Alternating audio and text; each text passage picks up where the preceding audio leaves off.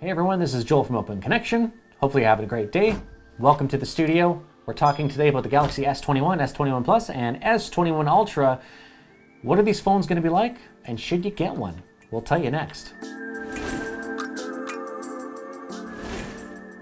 Thanks for joining us. My name is Joel with OCTV here in the studio today. Hopefully you're having a great day, and today we're talking about the three Samsung phones to be released, the S21, the S21 Plus, and the Big Daddy, the S21 Ultra, the behemoth 6.8-inch device.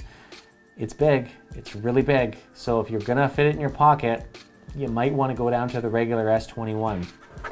Here's an iPhone 12 Pro, 6.1 inches. The S21 is gonna be my go-to, and that is only my preference, just because I like to carry this in my front pocket. So that is the size for me. Everyone's gonna wonder, how does it compare to last year? Should I upgrade? Well, let's just go over a couple of the specs first.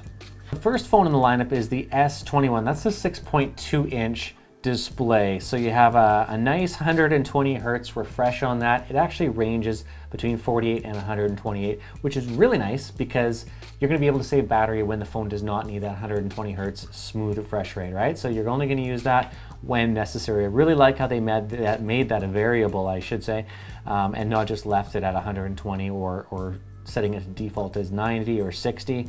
It's nice that we have that option. One thing is, with storage, you do not have an expandable memory card this year, SD card. You are with 128 gigs of storage or 256. So beware, keep that in mind. Of course, if you're an iPhone user, then you're used to that for many, many, many years. They put a decent sized battery in this year, 4,000 milliamps. The reports that I've heard is that you can definitely get through a day, no problem with this device. 8 gigs of RAM on the flagship this year, on the S21 and S21 Plus. So some people think that might be a little bit light. The tests I've seen is not the case, that it runs smoothly, there's no hiccups, no delays. 8 gigs of RAM is plenty considering things like the iPhone 12 Pro have just 6. I know that they're optimized with the hardware and the software, but Samsung has done a pretty good job as well configuring the RAM management in this device. So we're going with an Octa-core 5 nanometer processor this year, so it's very, very small. The Snapdragon 888 as they call it, Exynos. You'll get that processor in other regions outside North America. Fast charging at 25 watts. That's one thing I really, really like about the phones these days. They charge very, very quickly. So no worries there. IP68 water and dust resistance. So you drop it in the pool, you drop it in the ocean, as long as you can find it, the phone will be just fine. The S21 Plus is a little bigger at 6.7 inches. So yes, it is obviously larger than its smaller brother. 4800 milliamp battery and the same storage, 128 or 256. You have to decide right at the start which one you're going to get. There's no expandable storage, just like the S21. Also with the Plus, you're getting the ultra wide 12 megapixel camera, the wide 12, and the telephoto at 64 megapixels. Front camera on both of the smaller devices. Well, I shouldn't say smaller devices, but the S21 and S21 Plus. Selfie camera is at 10 megapixel. So Samsung has done a really good job this year at removing the beauty mode. They haven't baked in that look for you, so you can obviously customize it the way you want. So a lot of people, I think, are going to appreciate the fact that you can see the wrinkles. Yeah, you can see the wrinkles. That's fine, that's fine. Fast charger with both of them. Keep in mind, no matter which phone you go with this year, you will not be receiving a charger in the box, right? So you're going to have to either use one from previous years or pick up one from Samsung or a third-party vendor. The S21 Plus is where it gets a little interesting. 6.8 inches, WQHD Plus, that's a mouthful to say. But it does have a higher resolution screen, and the adaptive refresh rate, so the amount that this thing refreshes, goes all the way down to 10 hertz, all the way up to 120 hertz. So they can actually go lower and refresh less than the other phones. So that's obviously going to save you battery as well, and it's nice that they have that range. The storage capacities, however, are different than the S21 and S21 Plus, so you're going to get the 128, 256 gig, and 512. This is a 512. Some of us need it. Don't judge. 5,000 milliamp on the battery on this guy, so you're going to have no trouble getting through a while on this phone. It's going to last you quite a bit. The big change here is 12 gigs of RAM and 16 gigs of RAM. So that's right up there, industry leading, I should say.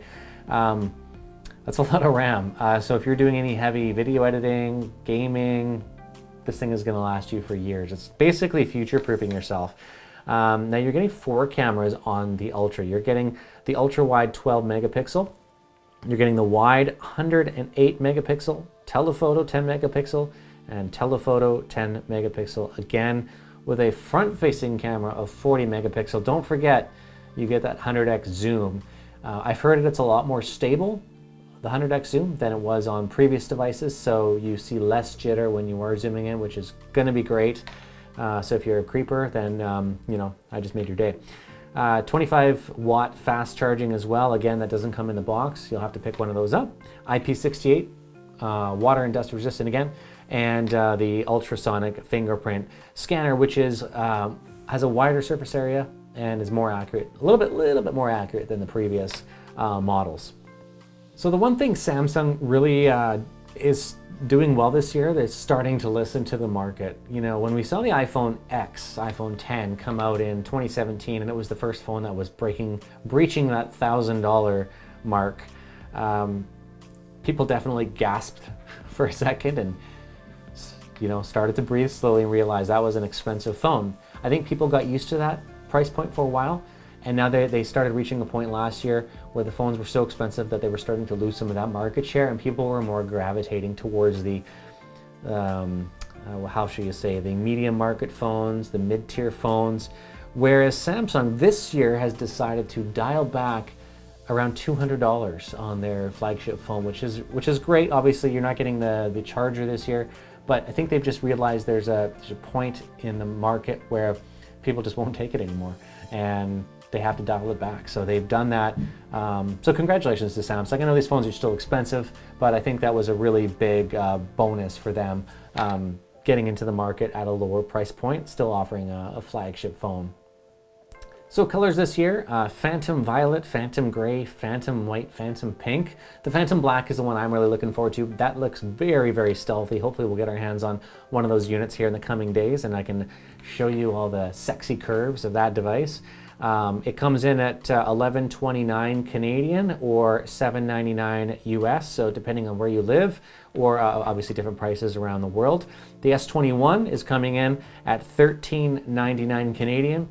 I don't know what the conversion is offhand for the United States, and the S21 Ultra $16.49 Canadian dollars. Of course, we're in Canada here, so these phones, I think they're pretty fairly priced. If you look at their counterpart from Apple, Apple is pretty aggressively priced, and Samsung I think has done a nice job fitting into the market at $11.29 for 128 gigs.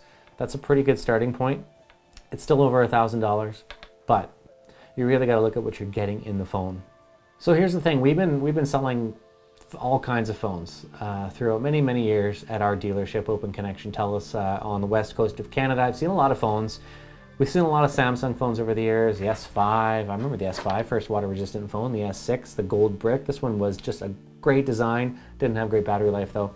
The S7, the S8, I owned an S8, it was a great phone. The thing that struck me about the S8 at the time was its display. It was much more advanced than iPhone displays, for sure. Pixel density, vivid colors, all that good stuff.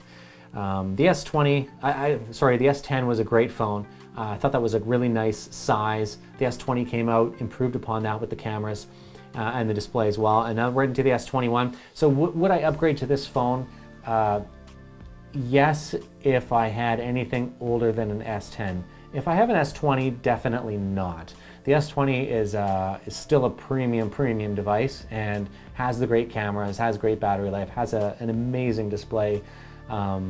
Pretty tough to beat that phone, but if you've got an S10, I would take a serious look at the S21, especially with the MSRP being dropped this year. It's going to be a pretty popular device, I think, and at 6.1 inches, you're finding that sweet spot where you can still comfortably hold the device with one hand, and it's not going to be an issue. Putting it in your front pocket, using it, gripping it, not dropping it. Whereas if you get the larger phones, obviously that's more for media consumption. You're going to be carrying that around in more secure pocket, and you're not going to be sitting down with a pancake in your pocket. So I would definitely go with the S21 this year. We're going to have a review unit to look at very shortly, so we're going to take some photos with it. We're going to compare it to the iPhone. Of course, you're going to see a lot of those floating around over the internet. So if there's something that you want to see us, take videos of it, test some specific feature that you've been looking forward to seeing, let us know in the comments below. Of course, we'd love to hear your feedback and check these phones out to the abilities that they can do and stretch them out and see what's possible with these phones. Thanks for watching. We're going to have that video very shortly, so make sure you subscribe for that. We'll check out the Samsung S21 and put it through its paces. My name is Joel from Open Connection. We'll see you guys in the next video.